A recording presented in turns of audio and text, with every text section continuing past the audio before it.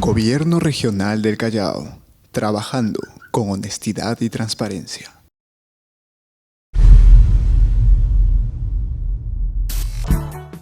Nada, para mí es un gran gusto estar participando con, con todos ustedes en este tipo de actividad a través, por supuesto, de lo que es la tecnología y tratar de transmitir un poquito de qué ha sucedido en el tratamiento del asma en los últimos tiempos, ¿no?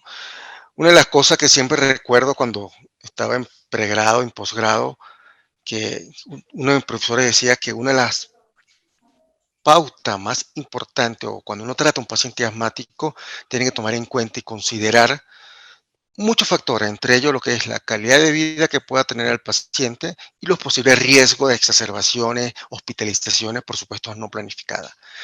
Hoy voy a traerle algo bastante breve, corto, 20 minutos, máximo 25 minutos, espero terminar en esta conferencia y la idea es que al final, por supuesto, pudiera tratar de hacer o explicar si algo no haya quedado bien claro o por supuesto si haya surgido alguna duda o algún comentario sobre un caso, sobre cualquier cosa que puedan comentar referente al tratamiento del asma. Ya lo comentaron, mi conflicto de interés. Hay que ponerlo en contexto. El asma es una de las enfermedades altamente prevalente a nivel mundial. Es considerado un problema de salud pública y por supuesto es muy importante tenerle foco.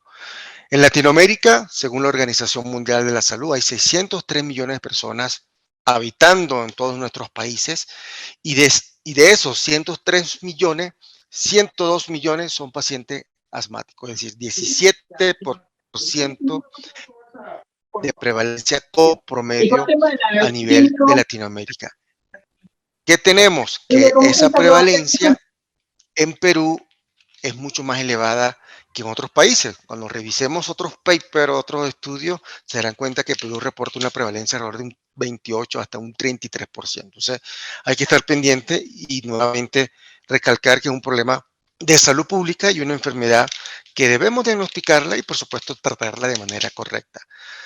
El 50 al 75% de todos los asmáticos son leves a moderados. Eso es bueno y malo a la vez. Bueno, porque bueno, el paciente asmático grave es muy complicado tratarlo, amerita, aparte de inversión de recursos económicos, recursos humanos, una serie de estudios que son muy importantes.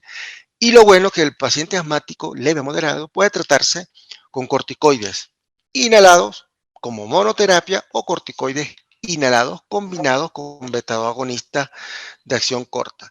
Después podemos discutir, que es parte incluso de estos minutos que quiero hablar con ustedes, cuál estrategia es mejor. Si me voy por una estrategia proactiva, si me voy por una estrategia reactiva, qué esteroide me propone una mayor broncoprotección, un término que hoy en día se está estudiando bastante, se está usando bastante. ¿Cuál esteroide? Obviamente lo tengo al acceso para mis pacientes. Es así como hay que recordar, me regreso un momentito, 102 millones de personas asmáticas, de pacientes asmáticos en nuestros países. Imagínense que de esos 103 millones solamente el 7% está controlado, es decir, el 93% de los pacientes asmáticos en Latinoamérica, datos del estudio ahí, los datos más recientes del 2018 y 2016, reportan este valor. Entonces, es una gran deuda que tenemos nosotros. Cuando digo nosotros, no solo pienso en los neumólogos adultos, neumólogos pediatras, sino pienso también en todo médico que ve paciente asmático. Que el paciente asmático, todo médico que esté en servicio de salud pública o privada, tiene la capacidad de tratar de manera correcta a los pacientes asmáticos. Es así como caemos en lo que es el documento GINA o la estrategia GINA. Los que no la conocen, la Iniciativa Global para el Manejo del Asma, Biblia, como decía mi profesor cuando uno empieza a estudiar neumología, y Gina en el 2021 plantea el siguiente cuadro para tratar a los pacientes asmáticos. Ellos plantean que hay dos plaques, si se dan cuenta, esto es en pacientes adultos y adolescentes a partir de los 12 años. Posteriormente le voy a enseñar el cuadrito de paciente pediátrico, en donde el paciente de esta edad debe tener un rango o debe tener dos tracks, dos caminos para ser tratados, ¿no? Un track número uno, un camino número uno, en donde, dependiendo si un asmático leve, debe utilizarse esteroides combinados con formoterol, ¿no? Obviamente, por razones necesarias. Este término a mí en lo particular no me gusta mucho porque es ponerle al paciente una responsabilidad bastante alta. Yo lo veo de esta manera muy sencilla. Entregarle un dispositivo, un inhalador al paciente y decirle, utilícelo cuando usted se sienta mal. Ocurre así para el paciente hipertenso, cuando hablamos de paciente adulto, ocurre así para el paciente diabético que amerite, por supuesto, un tratamiento crónico, sabemos que no. Entonces, es una de las falencias que le veo a este primer paso, a este primer track. A partir del paso 3, 4 y 5, en el track número 1, se plantea la utilización de esteroides formoterol, perdón, a bajas dosis, esteroide formoterol a dosis media, y en el paso 5, como lo comenté, son los pacientes asmáticos graves, son los pacientes que, como pueden mirar ahí en el cuadrante último ubicado en la parte derecha de su pantalla, amerita una gran cantidad de medicamentos que, para que tengan idea, por lo menos la antiinmunoglobulina E, que es un medicamento biológico, ¿no? Conocido por muchos de ustedes, un medicamento que es subcutáneo, y cada ampolla cuesta, por lo menos en mi país, donde estoy ahorita ubicado, alrededor de $1,200. Y son 2 ampollas al mes. Entonces, ya por ahí implica un costo adicional. Ahora bien, volvemos al paciente asmático leve a moderado, que es parte de esta conferencia. El paciente asmático moderado, según el track 1, debe cumplir estos pasos. Y un dato muy importante es el rescatador. El rescatador que plantean es que sea el mismo medicamento, es decir, el mismo esteroide, formoterol, también por razones necesarias. Lo que plantean es que el paciente puede utilizar hasta 12 veces el dispositivo, escucharon bien, 12 veces al día el dispositivo para tratar los síntomas del asma, ¿no? Cosa que en lo particular y muy humildemente no estoy de acuerdo. Vamos al track número 2. ¿Qué plantea Gina? El track número 2, los que han tenido oportunidad de leer la estrategia Gina, es el más clásico, el que conocemos, el que se venía usando de hace mucho, en donde, si bien puedo decir que es clásico, sigue estando vigente porque es el camino más seguro para que nuestros pacientes alcancen el control. Ellos plantean el paciente paso 1, paciente asmático leve, utilizar esteroides cada vez que el paciente tenga la necesidad de utilizar un SABA, un beta agonista de acción corta, es decir, un salbutamol. Paso 2, ya plantean el uso continuo de esteroide como monoterapia de mantenimiento. Y paso 3, aumentan las dosis baja, dosis media alta, y es muy similar. La diferencia fundamental, aparte de ser un tratamiento proactivo, es decir, fijo, continuo, cada 12 horas, una vez al día, dependiendo del esteroide que se esté utilizando, es justamente el rescatador que se utiliza. En el caso del track número 1, como ya lo acabo de comentar, se utiliza esteroide formoterol, y en el caso del track número 2, se utiliza el beta-2 agonista de acción corta, es decir, el salbutamol, por razones necesarias. Entonces, ya empezamos a marcar un distanciamiento entre estos dos tracks, en donde uno es reactivo y en donde otro es proactivo. A nivel pediátrico, a partir de los 6, 11 años de edad, ¿no? Esta es también la actualización, mezcla o hace una mezcla de los dos tracks, en donde plantea que el track número 1, perdón, en el paso número 1, el paciente debe utilizar esteroide más formoterol, como lo vimos, esteroide a bajas dosis cada vez que usa beta-agonista de acción corta. El paso número 2, esteroide como monoterapia a bajas dosis. En el track, en el paso número 3, ¿no? Asmático moderado utiliza esteroide combinado con LABA fijo o esteroide combinado con formoterol modo SMART.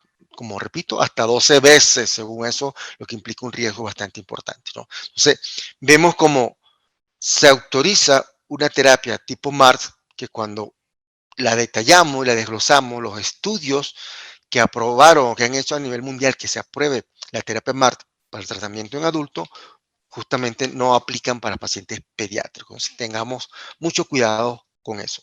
Es así donde, en vez de tantas preguntas o respuestas, mejor dicho, tenemos muchas preguntas. Una de esas es cuál camino es mejor, ser reactivos con mis pacientes, usar terapia MAR o terapia PRN, o usar, ¿no?, la terapia de dosis regular proactiva conocida como la terapia PRD. Entonces, empezamos justamente a, a jugar y a preguntarnos qué estará sucediendo o cuál de esos dos estrategias es mejor.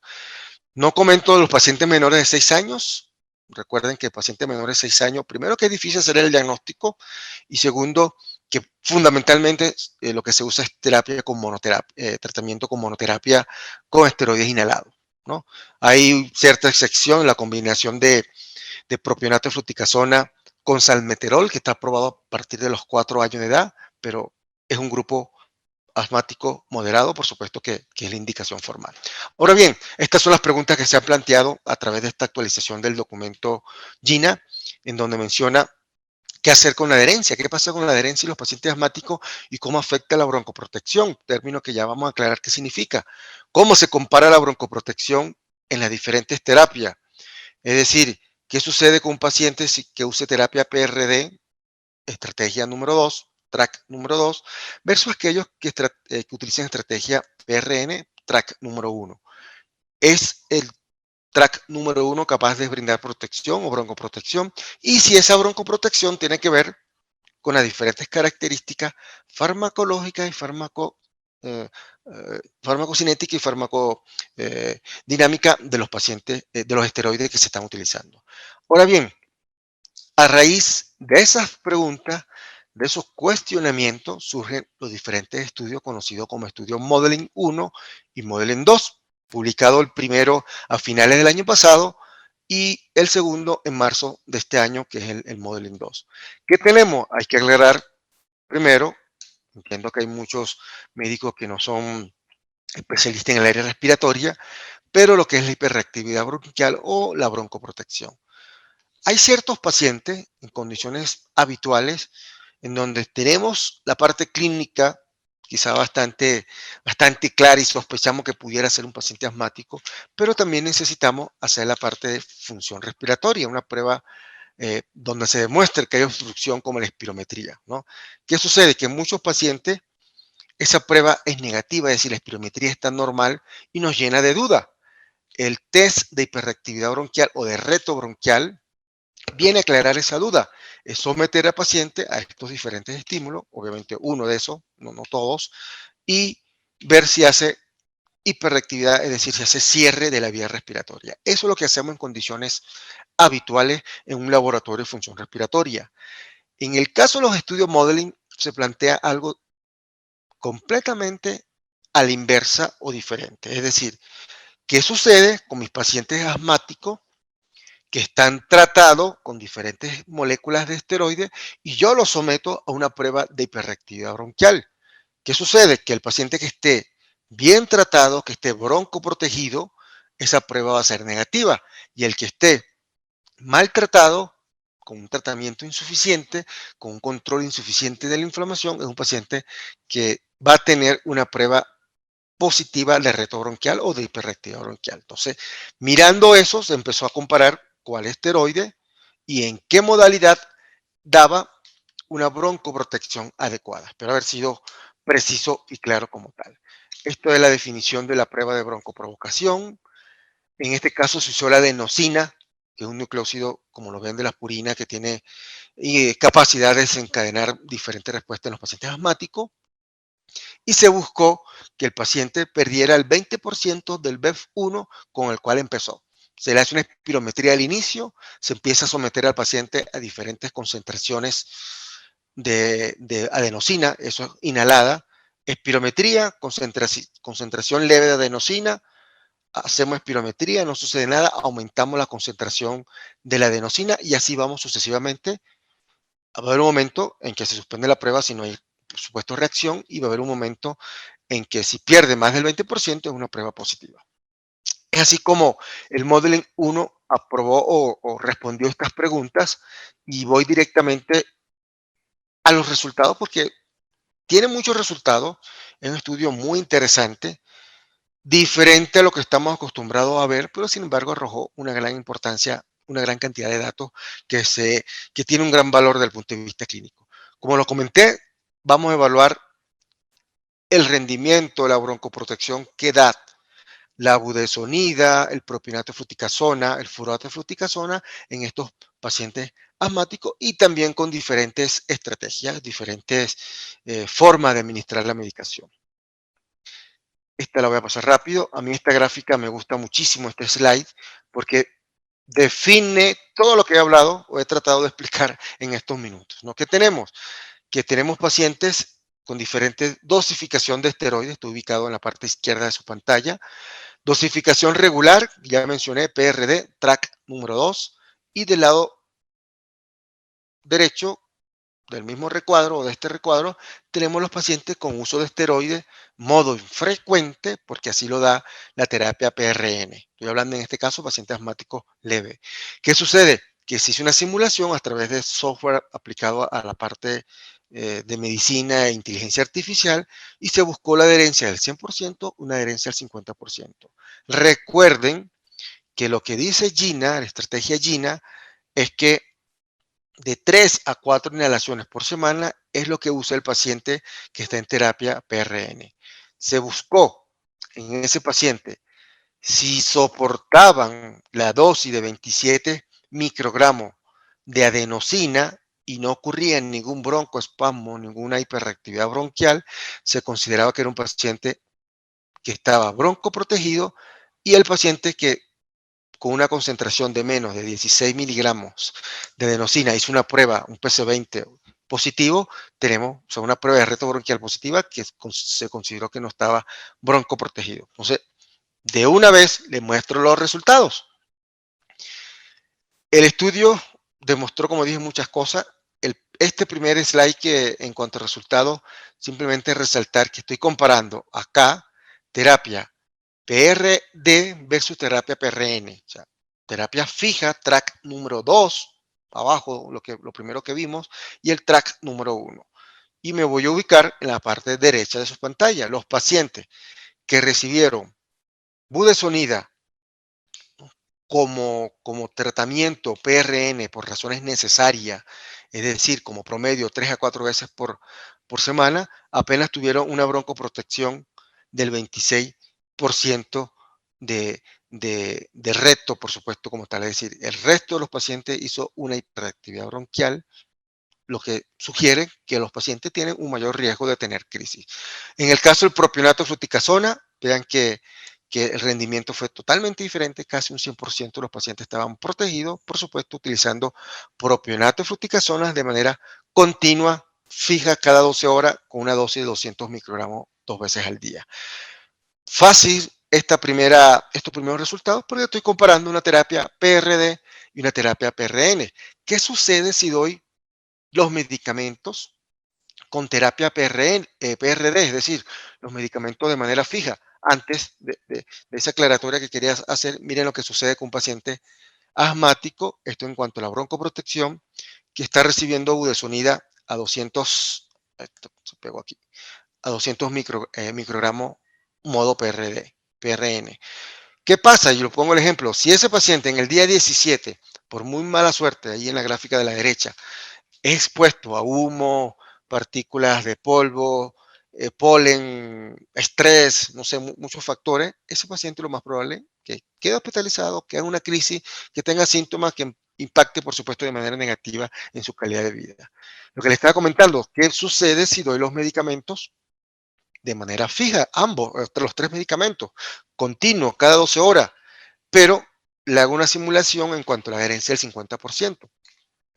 Se ubica nuevamente el cuadrante superior, inferior derecho, ¿no? En donde vemos el propionato de fluticasona a 200 microgramos 2 veces al día y la budesonida 2 veces al día, confieren una broncoprotección importante, pero hay que marcar que la budesonida solo alcanza un 60% de esa broncoprotección versus un 78.3% de mayor broncoprotección, es decir, casi 18% de mayor broncoprotección en mis pacientes que utilizan el propionato de fluticasona de manera continua, fija, regular.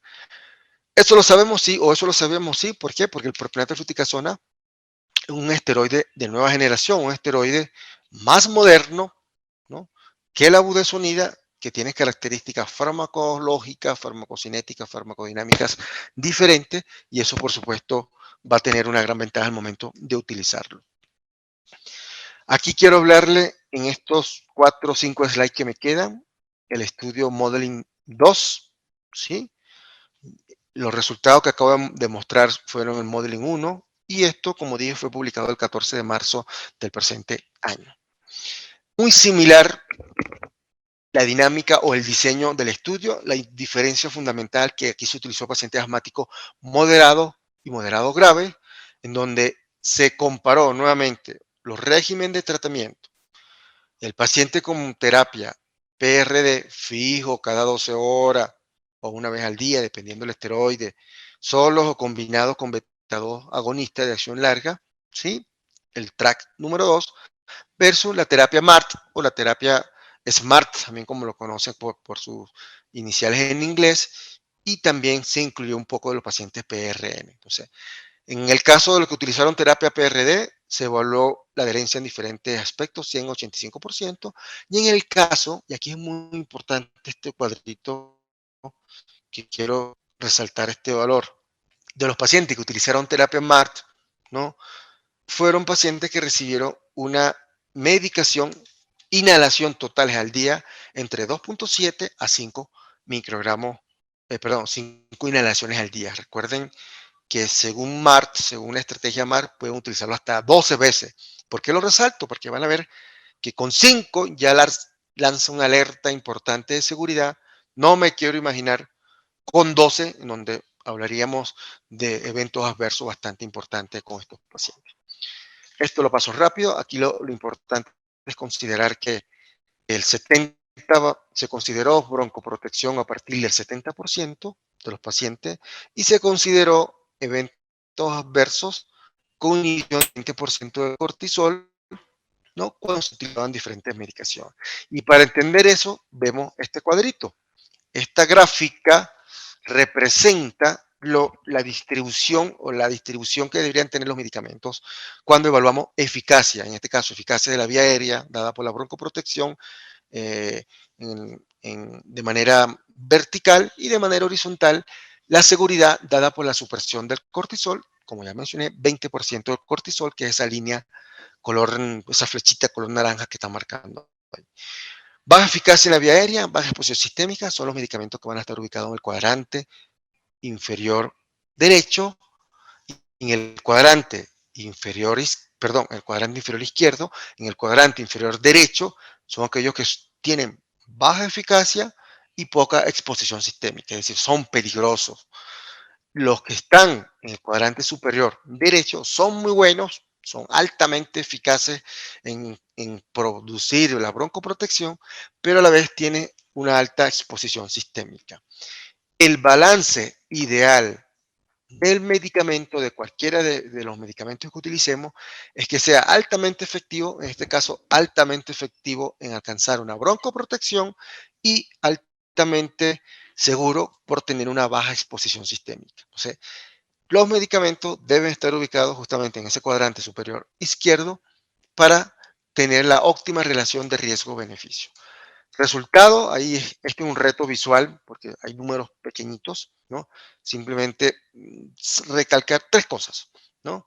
La budesonida formoterol dada por modo PRN a dosis de 100 microgramos al día, si recuerdan el cuadrante anterior, ni es efectiva ni es insegura, ni produce eventos adversos. Es decir, en mi país dicen un trapito, una toallita de agua tibia. O sea, ni cura, más prácticamente va a ser un efecto placebo. En el cuadrante inferior derecho, lo que era peligroso y poco efectivo, no fue registrado en un medicamento. La budesonida, nuevamente, formoterol. Se me perdió el cursor aquí. Aquí está. La budesonida, formoterol, dada, budesonida, formoterol, dada 800 microgramos al día, ¿no? por supuesto con la dosis, esa es la dosis del esteroide, con diferente adherencia entre 100 a 85%, sí, sí es efectiva, es muy buena. Pero si ustedes llevan ese punto de corte a la parte inferior de sus pantallas donde van a evaluar la inhibición del cortisol, estamos hablando que una budesonida de 800 microgramos con 85% de adherencia va a tener, por supuesto, un riesgo de 40% de inhibir el cortisol. Y si tenemos la budesonida de 800, el riesgo va a ser con una adherencia de 100% alrededor de 45%. Es decir, insuficiencia suprarrenal, paciente débil, paciente puede ser obeso, pacientes con debilidad muscular, falta de concentración, pérdida de masa muscular, entre otras cosas. Entonces, importante el evento adverso que estamos señalando.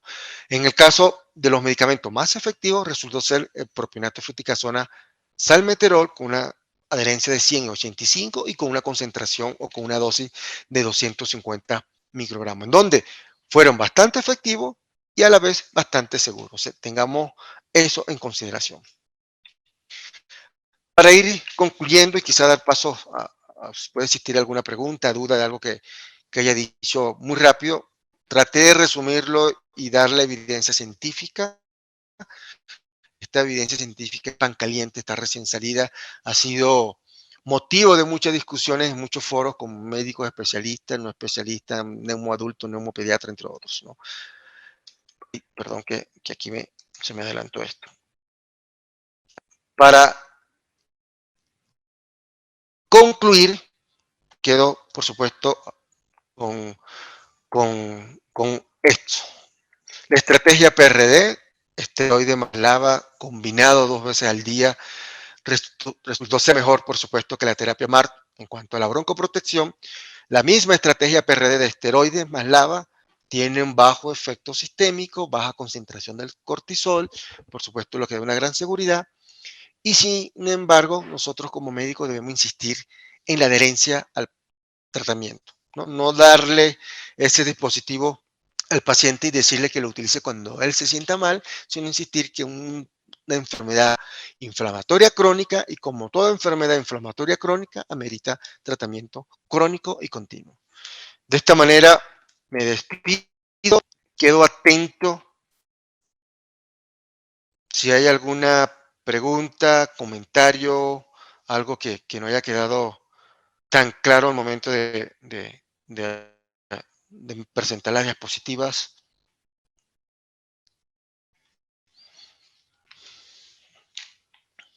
Muchas gracias, doctor Rivero, por su presentación. Quedamos muy agradecidos al Servicio de Pediatría del Hospital San José por su excelente ponencia. Invitamos a los participantes a realizar alguna pregunta que tengan al respecto del tema para ayudarles a resolverlas a través del chat. Hay solamente un comentario, a ver si se animan mientras tanto. No, que la asma pediátrica es un reto, ¿no? Yo afortunadamente, ahí me voy a quitar un poquito de responsabilidad, no veo tantos pacientes pediátricos. Siempre hay, como dice mi secretaria, unos coleados que llegan ahí, porque el paciente pediátrico que me llega a veces es el paciente pediátrico más complicado, más grave, porque ha pasado por numerosos médicos. Y una de las cosas que hay que saber es que hay que hacer el diagnóstico, ¿no? El paciente pediátrico es un reto en el diagnóstico y es un reto en el tratamiento. En el tratamiento, por supuesto, porque está el cuidador principal, el papito, o sea, el padre, la mamá, y está el mismo paciente. Y eso, por supuesto, es ahí donde empieza esa combinación, ese triángulo de pacientes, cuidadores, medicamento, a tener un rostro importante y en donde debe explicarse, enseñarse, educarse bien al paciente para tenerlo. Doctor, por aquí hay algunas preguntas. A ver, algunos colegas preguntan, ¿por qué en el GINA se sugiere el formoterol con la budesonida y no el salmeterol con la fluticasona? Mira que es buena pregunta, muy interesante pregunta. Yo a ver, los dos medicamentos están sugeridos, ¿no? Los dos medicamentos están colocados en el track 1, track 2, ¿no? La diferencia es que ponen no lo mostré, pero ponen en el track 1, tratamiento preferido. Yo devuelvo la pregunta, ¿preferido por quién? Gina, a pesar que es un documento bastante popular, conocido creo que por muchos de nosotros, es una opinión de experto. O sea, se reúnen unos expertos con una gran trayectoria a nivel mundial y dan lo que consideran el tratamiento ideal. Entonces, esa opinión de experto no puede ser preferida porque lo ideal que sería que muestre niveles de evidencia, ¿no? El nivel de evidencia B2, lo que sea, sugiere tal que lo demuestre como tal.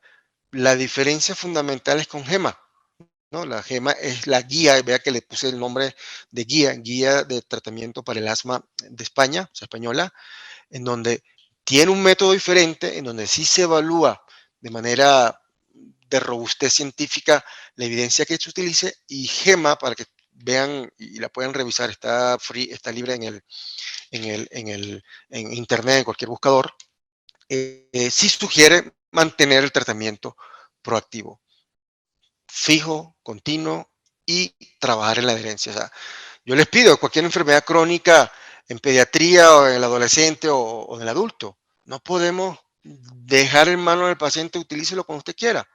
Debemos insistir que deben tener buena adherencia y ahí parte del éxito que pueda tener en el tratamiento del asma.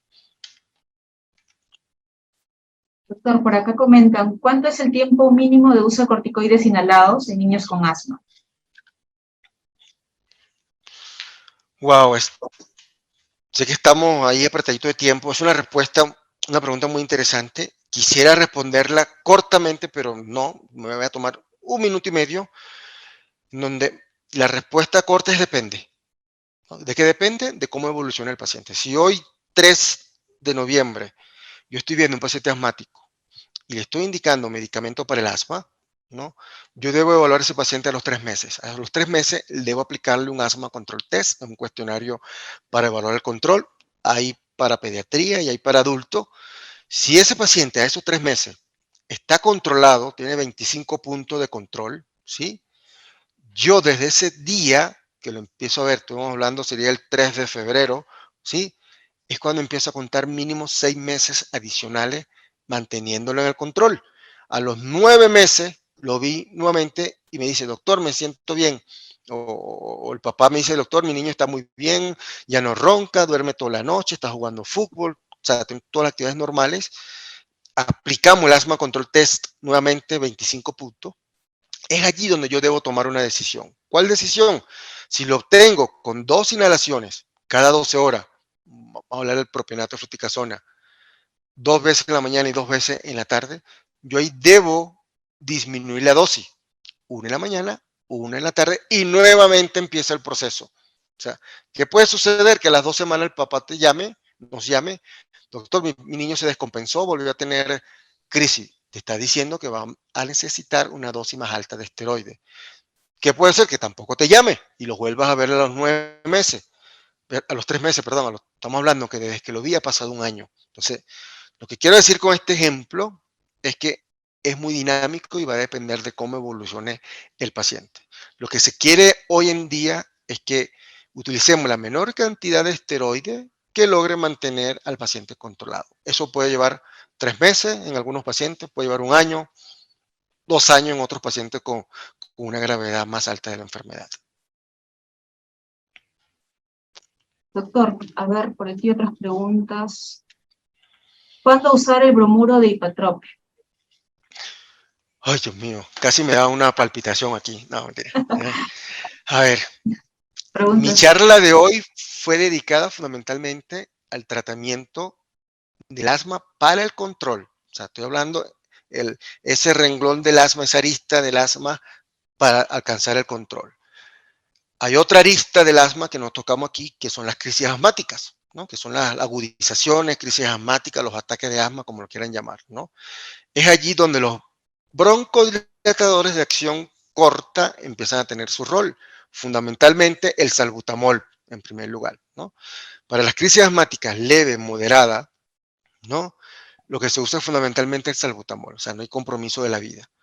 Para las crisis de compromiso vital, o sea, el paciente está muy mal, amerita terapia intensiva, se utiliza salbutamol combinado con bromuro de hipertropio. ¿Sí? Es ahí donde tiene su función. Cuando el paciente no te responde al salbutamol, en las crisis, ojo, es donde el bromuro de hipertropio tiene su función. O sea, lo bueno, y nuevamente, que solamente el 7% de las crisis asmáticas son de riesgo vital, son crisis asmáticas muy graves, y es donde tiene la función ese otro broncodilatador en conjunto con el salbutamol para ayudar al paciente.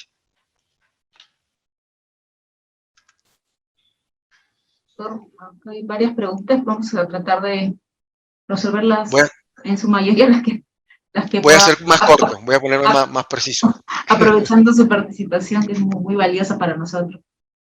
¿Cuál es la recomendación entre el uso de la nebulización y los aerosoles inhalados?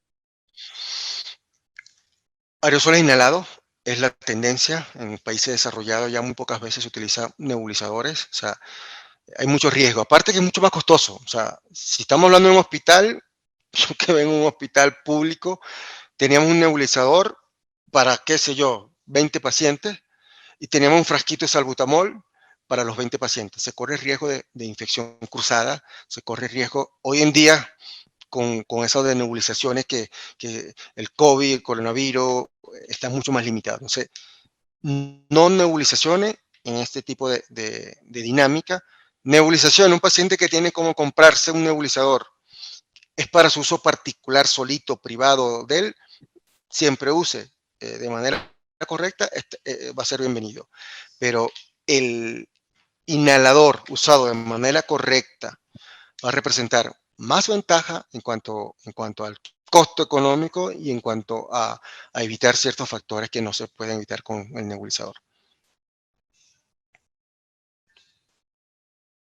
Muchas gracias, doctor, nuevamente por su participación. Agradecemos también los mensajes y comentarios acerca de esta ponencia que tenemos en el chat.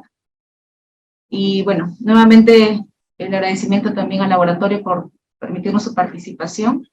Y bueno, esperamos en un nuevo evento que realicemos contar con su valioso aporte, doctor. Seguro, pero presencial. Me invitan a Lima, ¿no? No, de mi parte agradecerles, sigan en sus actividades, que tengan un gran éxito, muchos médicos conectados y sin duda va a ser muy grandioso al final del día. Besos y síganse cuidando, por favor. Muchas gracias, doctor. Saludos hasta Ecuador. Hasta luego. Gracias.